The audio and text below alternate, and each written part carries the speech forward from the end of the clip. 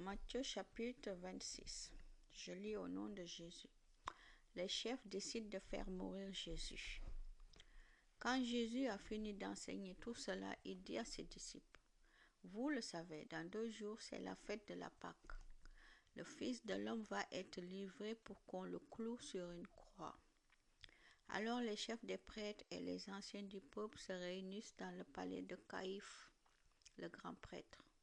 Ils décident d'arrêter Jésus en secret et de le faire mourir. Ils disent, il ne faut pas l'arrêter pendant la fête, sinon le peuple va se révolter. Une femme met du parfum sur la tête de Jésus. Jésus est à Béthanie, dans la maison de Simon le lépreux. Alors, pendant le repas, une femme s'approche de lui avec un très beau vase plein d'un parfum très cher. Elle verse le parfum sur la tête de Jésus. Quand les disciples voient cela, ils ne sont pas contents du tout et ils disent, « Elle a gaspillé ce parfum. Pourquoi? On pouvait le vendre très cher et ensuite donner l'argent aux pauvres. » Jésus entend cela et il dit, « Pourquoi est-ce que vous faites de la peine à cette femme? Ce qu'elle a fait pour moi est une bonne action. Vous aurez toujours des pauvres avec vous, mais moi, vous ne m'aurez pas toujours. Elle a mis du parfum sur mon corps. D'avance, elle m'a préparé pour la tombe. Je vous le dis, c'est la vérité. Partout où on annoncera cette bonne nouvelle, dans le monde entier, on racontera ce que cette femme a fait et on se souviendra d'elle. » Judas décide de livrer Jésus au chef des prêtres. Alors, l'un des 12 apôtres, appelé Judas Iscariote, va voir les chefs des prêtres et il leur dit, « Qu'est-ce que vous voulez me donner si je vous livre Jésus? » Les chefs des prêtres lui donnent 30 pièces d'argent. À partir de ce moment, Judas cherche une bonne occasion pour leur livrer Jésus. Jésus fait préparer le repas de la Pâque. C'est le premier jour de la fête des pains sans levain. Les disciples s'approchent de Jésus et lui disent, « Nous allons te préparer le repas de la Pâque. Où veux-tu le manger? » Jésus leur dit, « Allez à la ville, chez telle personne, et dites-lui, le maître dit, le moment est arrivé pour moi. C'est chez toi que je vais manger le repas de la Pâque avec mes disciples. » Les disciples font ce que Jésus leur a recommandé et ils préparent le repas de la Pâque. Jésus annonce qu'un des disciples va le livrer. C'est le soir. Jésus s'installe pour le repas avec les 12 apôtres. Pendant qu'ils sont en train de manger, Jésus dit, « Je vous l'affirme, c'est la vérité. L'un de vous va me livrer. » Les disciples deviennent tout tristes et ils se mettent à lui demander l'un après l'autre, « Seigneur, est-ce que c'est moi? » Jésus leur répond, « Celui qui a mis la main avec moi dans le même plat, c'est celui qui va me livrer. Le Fils de l'homme va mourir, comme les livres saints l'annoncent. Mais quel malheur pour celui qui livre le Fils de l'homme. Pour cet homme-là, ce serait une bonne chose de ne pas être né. » Judas, celui qui va livrer Jésus, lui demande, « Maître, est-ce que c'est moi? » Jésus lui répond, « C'est toi qui le dis. » Le repas du Seigneur. Pendant le repas, Jésus prend du pain, il dit la prière de bénédiction. Il partage le pain et le donne à ses disciples en disant, « Prenez et mangez, ceci est mon corps. » Ensuite, il prend une coupe de vin, il remercie Dieu et il donne la coupe à ses disciples en disant, « Buvez-en tous. Oui, ceci est mon sang, le sang de l'alliance de Dieu. Il est versé pour un grand nombre de gens, pour le pardon des péchés.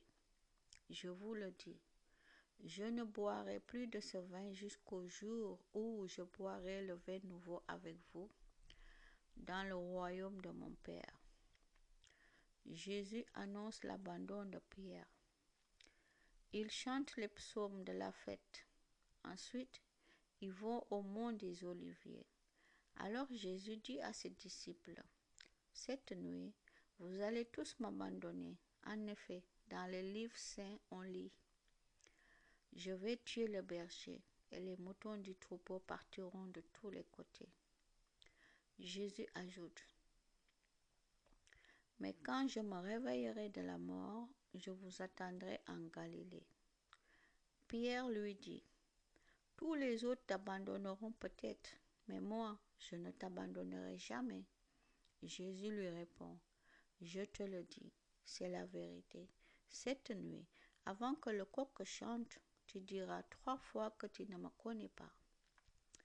Pierre lui dit, même si je dois mourir avec toi, je ne dirai jamais que je ne te connais pas. Et tous les disciples disent la même chose. Jésus prie à Gethsémani.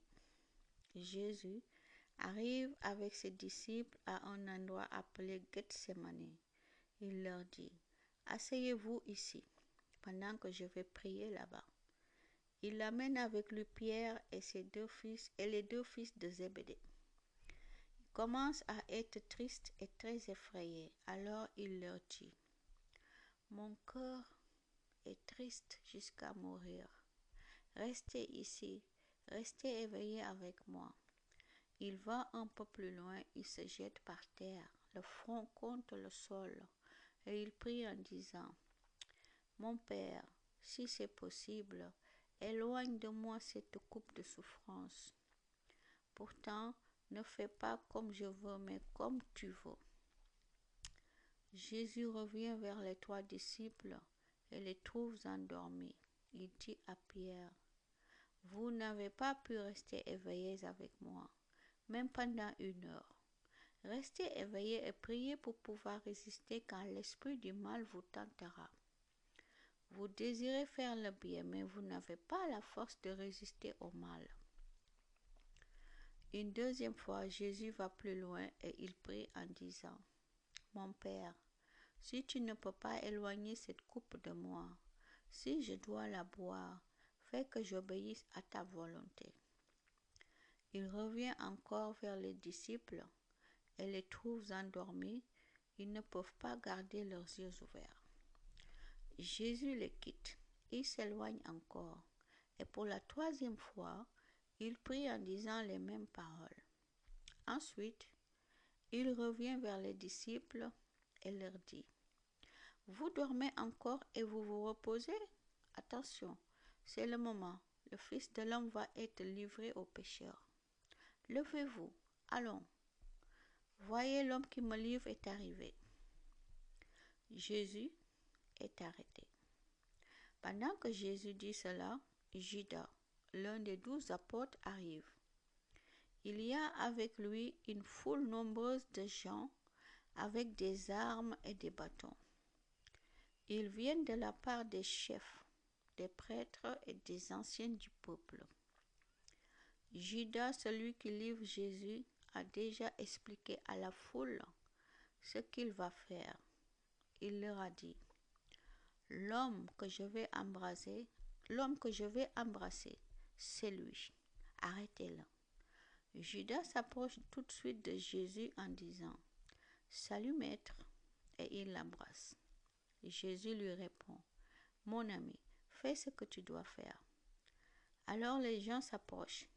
Ils mettent la main sur Jésus et ils l'arrêtent.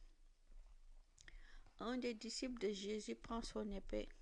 Il attaque le serviteur du grand prêtre et lui coupe l'oreille. Jésus lui dit, remets ton épée à sa place. En effet, tous ceux qui prennent des armes seront tués par des armes. Tu crois que je ne pourrai pas appeler mon Père? Il m'enverrait tout de suite plus de 12 armées d'anges.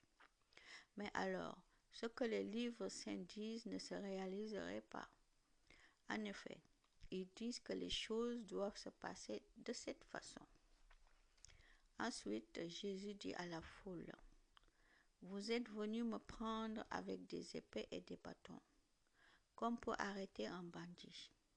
Tous les jours, j'étais assis dans le temple et j'enseignais. Pourtant, vous ne m'avez pas arrêté.